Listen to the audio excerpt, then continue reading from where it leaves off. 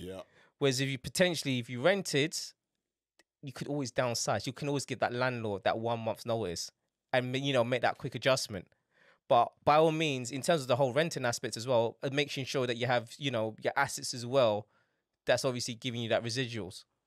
So so it's a tricky game, but look, guys, this is things that that we're gonna be keep on teaching and trying to home in on. So obviously, watch this space.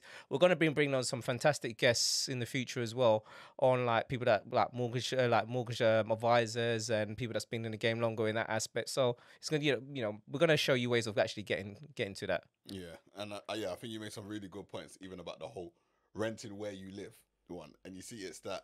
Because I know me and you have always had a bit because obviously we do it different ways. We do it different ways. But the thing is, I can 100% see why your model works. Right. Because when you really break it down, right, this is a shift in mindset. Why?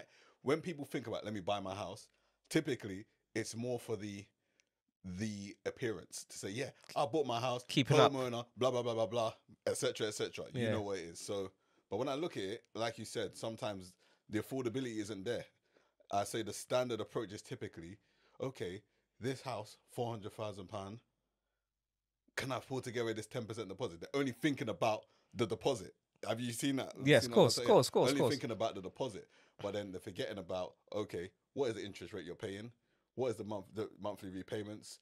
The house insurance, all the other bits and bobs, the utility bills. They forget that, and they just think about just buying a house. Whereas I get it from your perspective, where you invest in property, when you invest in the real estate game, you got your rent, but that's not from your pocket. Exactly. Your tenants is paying. Your tenants is paying where you live. Your tenants ultimately pays your overheads. Yeah. And that's the way it is. And you're being generous with the 10%, because now with these schemes, they're making people want to put down 5% down. Mm-hmm. And and obviously by doing that, you got a larger loan to value on that aspect. The only one caveat that I would say is that there is a mortgage broker, I think it's Skipton's, I believe, that they're doing 100% mortgages now. All right. Yeah, and they're good. And it's good and bad, and it all depends on at what point in life do you buy as well. Because even though the whole point of the 2008 crash was the fact that they was giving out mortgages to people that shouldn't deserve it, but at the same time, those other people that got those type of mortgages, and then they rolled out the storm during 2008. And then when obviously the market grew, they automatically some people became millionaires because they had 2 or 3 properties, and they've just increased their net worth by that.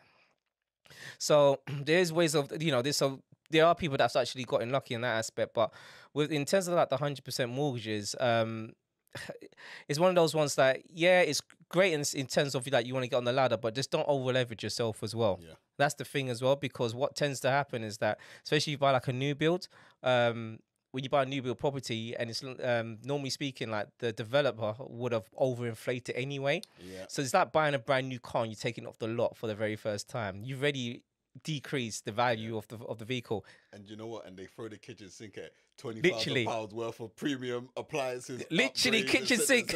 And when you sign on the dotted line. But I think, you know what? I'm not even going to name particular schemes, but it's like when you really look into it, okay, so interest free for 5 years, right? Right. That 20% equity. Yeah. That the supplier or the person helping your funding has.